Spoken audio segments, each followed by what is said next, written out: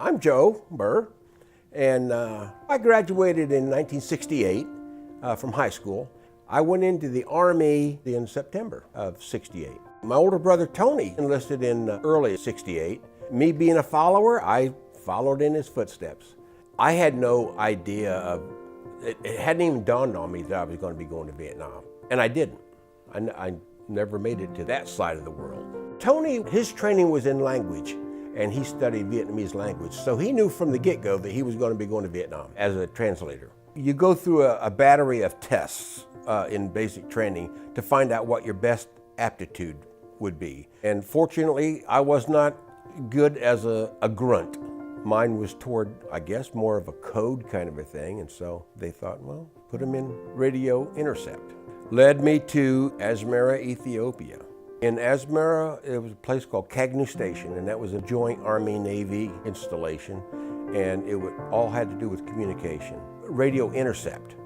And so what we would do was monitor communications between A and B, and a lot of it was commercial, because a lot of information can be gleaned from what's this company shipping to this company. What really dawned on me, and it was very apparent, was the difference in the way that people lived between the city and the country. You go into the country and it's like walking back in time. Even the manner of dress. I remember seeing pictures in the Bible of the goat herders, and that's what they had, you know, people walking around with a stick. And you look out and there's a camel, and he's munching on prickly pears, and they got these big thorns sticking out of their tongues. I mean, wow, I'd never, I'm an American. I've never seen anything like that. One of the first things I did when I was there, I bought a motorcycle. It was a 450 Ducati. It was a great bike. And some of our friends and I would go down the mountain, across the desert to the Red Sea. The Army had a resort down there, and that was a good time. On the base, on Cagnu Station, we had a enlisted man's club. I ended up meeting a young lady, Dini, and we struck up a relationship. All my life, my adult life up to that point, I was terrified of women. I didn't do much dating in high school, scared to death of women. And somehow, it must have been alcohol-induced that gave me some courage to approach this young lady.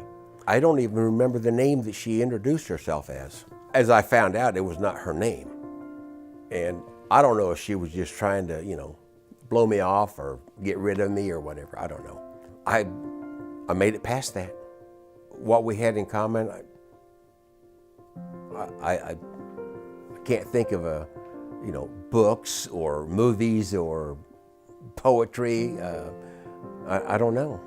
I know that when I was there, I was involved with an orphanage, and I'm sure that she was aware of this.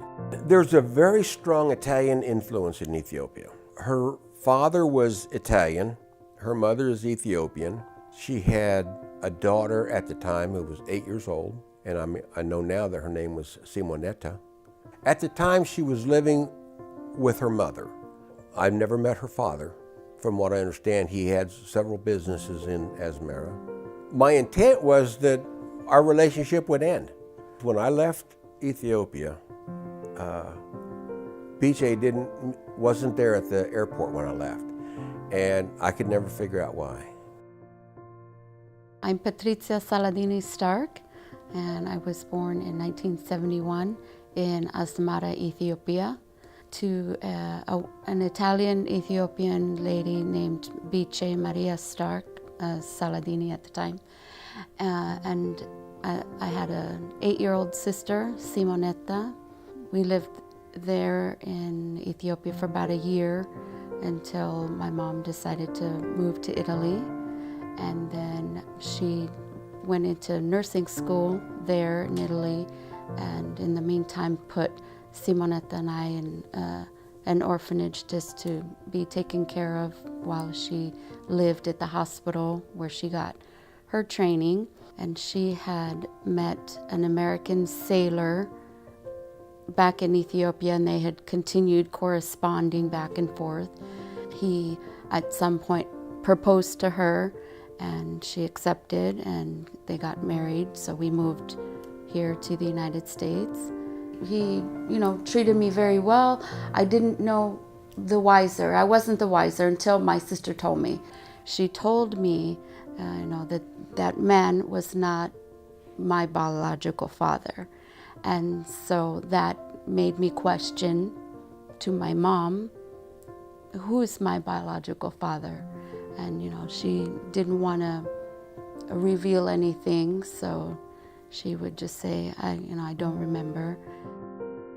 January of '71 is when I left Ethiopia. I got there in the middle of '69, so I was there for 18 months, and I left early, in January of 1971. After I left there and was stationed in Virginia, I got a letter from one of my buddies back at Cagney Station, and in the letter he said, "Why didn't you tell me that Biche was pregnant?"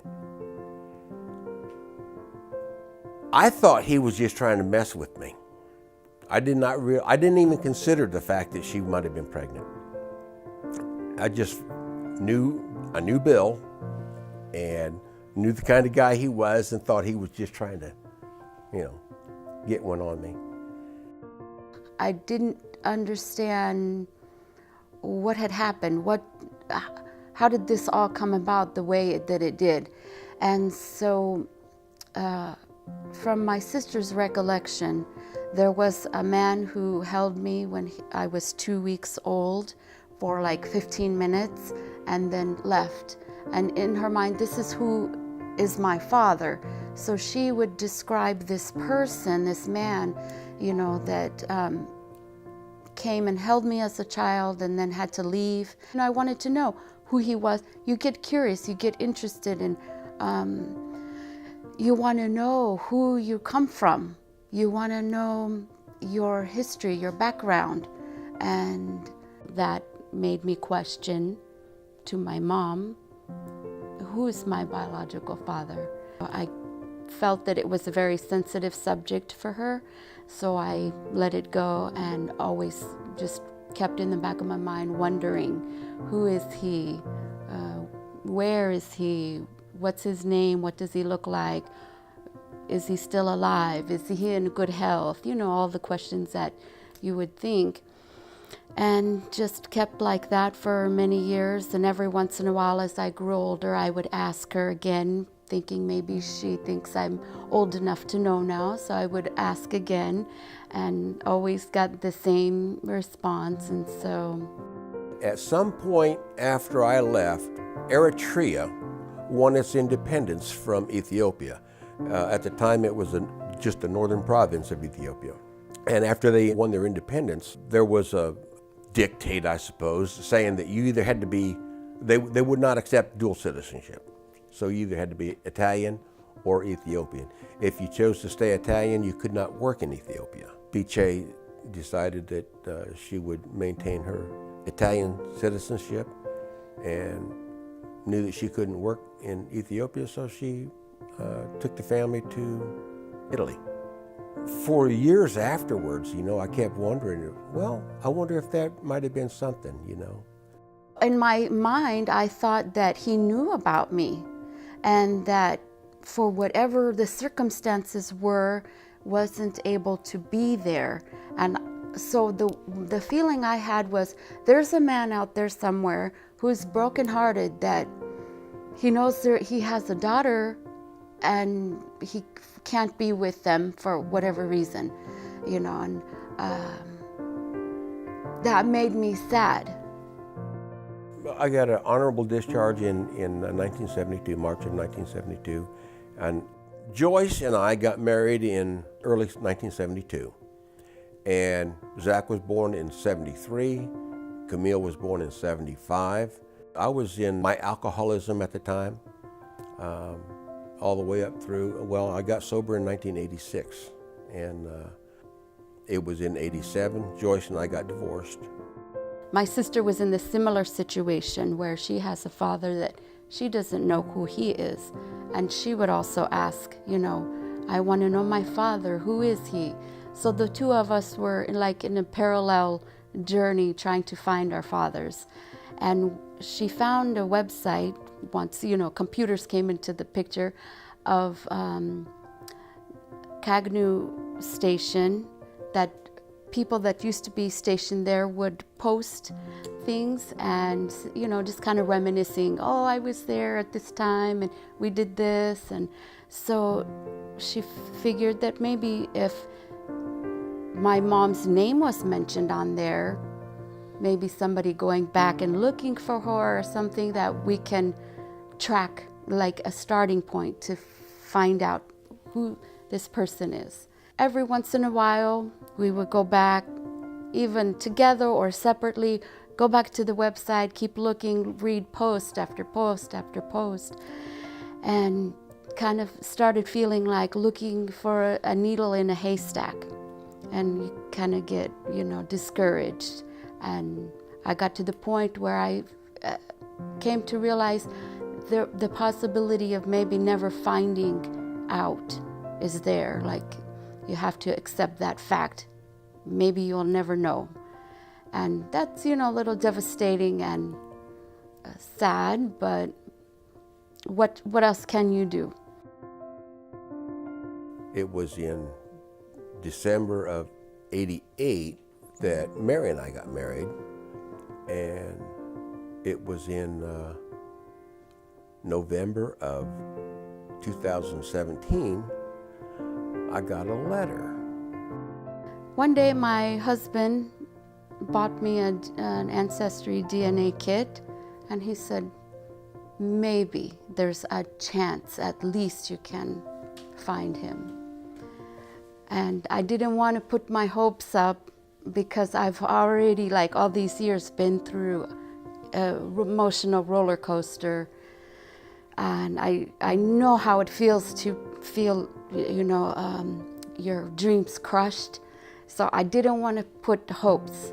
So I said, well, maybe not, maybe so, but at least I'll find out what nationality I am, because I only know half of me. So I said, that'll be a plus. So I took the DNA test and got the results back and told me, the breakdown of the different nationalities and the percentage of what and everything. So it was intriguing to me even just from that aspect. And then the first two names that I saw was my mom, and it said that she is your mother. And the next name was my brother, or half-brother, from my mom's side of the family. And I didn't even know that they took the test as well. That's how I found out. I said, oh my goodness, like, wow. The next person closest to me that was matched was someone, didn't have the name, but it had initials, JH. And so I said, okay, I don't know who she is. Maybe she's a half-sister, because she's under the same category as my half-brother. Maybe her father is my father. So I looked into her family tree, and the father's name said Herman Joseph Burr. So I took this name. With the help of my husband and my daughter, the three of us relentlessly on the computer trying to do our research, we plugged this name Burr into the Cagnu Station website. Said maybe this will narrow it down a little bit for us. And pops up a post with the name Joe. So I said, okay, so it's from the middle name. Maybe he goes by the middle name. And, I was in Ethiopia this time, and we did this and went to the orphanage. And so I said, okay, this is the starting point of looking to see, this has to be him, So we wanted to cross-reference this with the DNA site and the documents that you can find on there. So we went back to the DNA website and found that Herman Joseph Burr had passed away in, I think it said 1985. So I jumped to conclusions thinking that, my father had passed away, and I don't have the opportunity now to meet him, not knowing that there's someone else with the same name. So, I broke down, I was crying, and Kevin, my husband, said, he looked at the age and he said, something's not right here. It's not matching up. This can't be the person. So we digged a little further, did a little bit more research, and found out there's another person with the exact same name, but the second. So Herman Joseph Burr II, that was like a generation younger. Okay, this is starting to make a little more sense. So we dug a little further and found out that he is indeed still alive, and where he's living and everything like this. Enough information to be able to contact him at least. That was the beginning of, okay, now we're pretty sure that this is a person. We referenced the email address that was used to post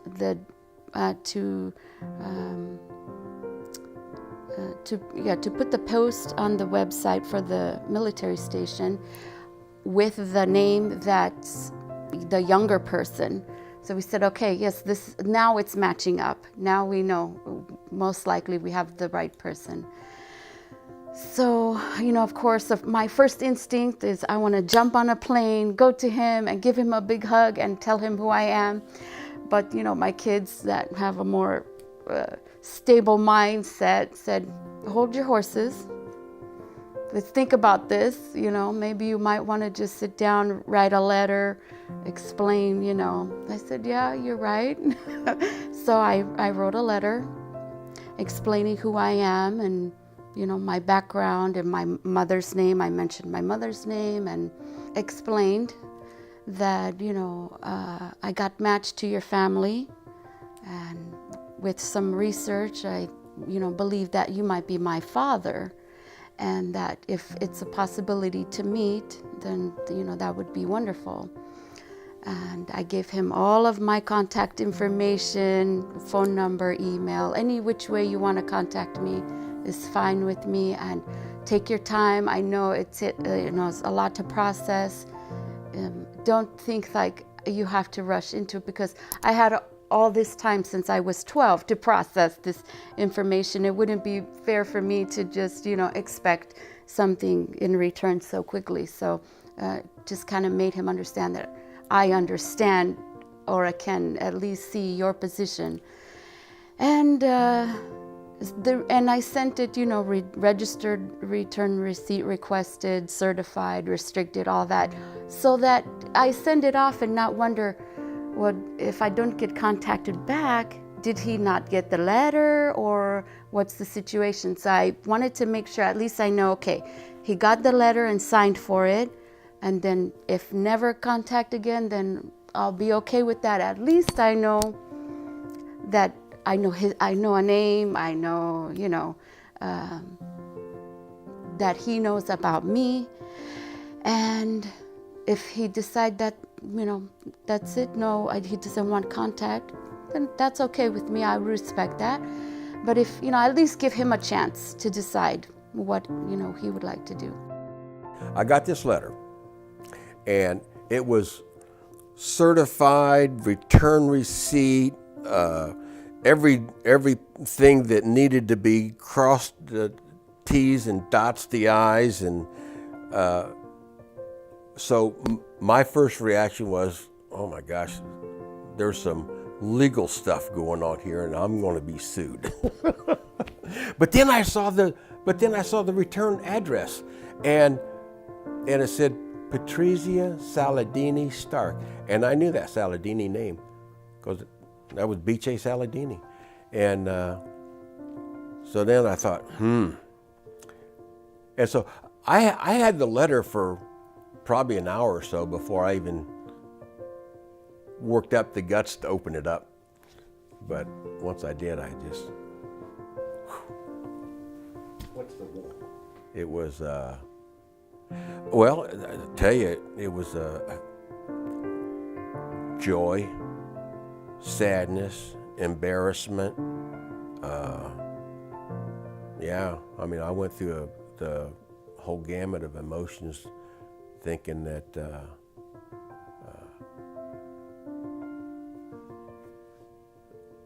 you know, this whole thing could have been devastating. It could be wonderful. And I got a letter back on December 1st of last year, and it was just a life-changing. And then I got a text saying, you know, when can I call? And I said, anytime. Yesterday, 34 years ago. But so I said, anytime you can call. And he called the same day, and we talked and got to know a little bit about each other, and started, you know, reminiscing about the past, and decided, you know, he actually invited me to a family reunion that was happening at the end of that month. And so I made arrangements to, you know, be able to come to Indiana and meet him and some of the other family members.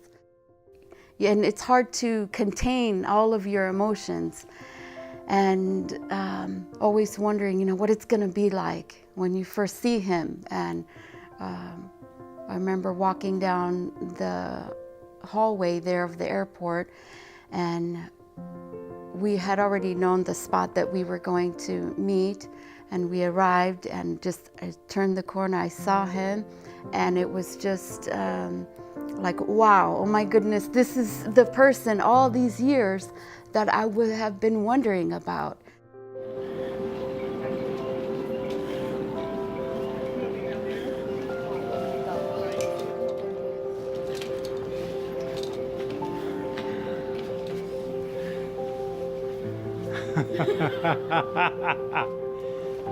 Matching it up. Matching it up.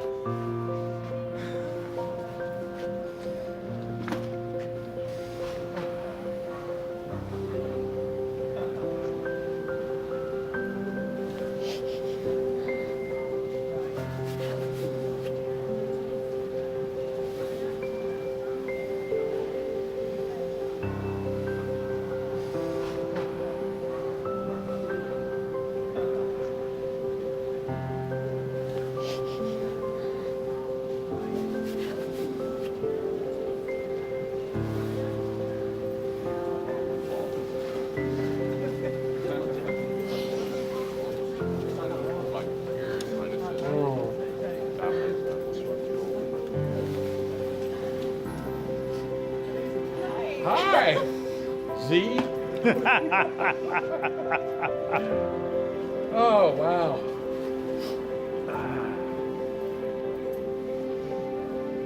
All of the emotions that I had been trying to contain exploded. So, you know, I cried and felt at home. I got rid of the embarrassment. I got rid of the shame. I kept the joy, immense joy. Those other emotions were what I put on myself. What Patrizia has put on me is loving and originally when we first got together, one of my concerns was that I spent a lot of time getting to know her, and I was concerned that Zach and Camille might have looked at this as taking something away from them, and I did not want that to be. So I broached this subject with both Camille and Zach, and was assured that it took nothing away from our relationship, my relationship with them. This is just a new relationship that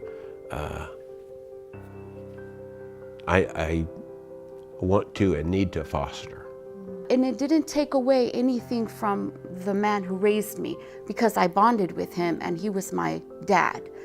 And, you know, he will always be my dad. I went to my father's grave before I contacted Joe, and I felt at peace. I felt like, you know, he would be okay with this and he would understand. Growing up, I always felt like the black sheep of the family, because my mom is very serious and strict and not very laid back or anything like that. And I was the complete opposite of that. And so I like to joke around and kid. And as soon as I met Joe and the rest of the family, I felt like, oh, okay, this is where I, you know, fit in. And every single last person that I've met, and even haven't met but have been in contact with, have been so open-hearted, welcoming, generous, kind, warm, humorous, and yeah, I found that out, and it's just, it was such a relief and a comfort, and to discover this about him and his family. And if you could mention something that Zach said so eloquently when you spoke to him about your love for them not being diminished. Lighting one candle from another candle does not diminish the light from the first candle. Right. Yeah. Here's what I believe, and here's my goal. I want to become so involved in her life that she, at some point, can call me Dad. I've not earned that yet. I've heard it said that there's no such thing as a coincidence. It's a miracle when God chooses to remain anonymous. And I think he was anything but anonymous in this.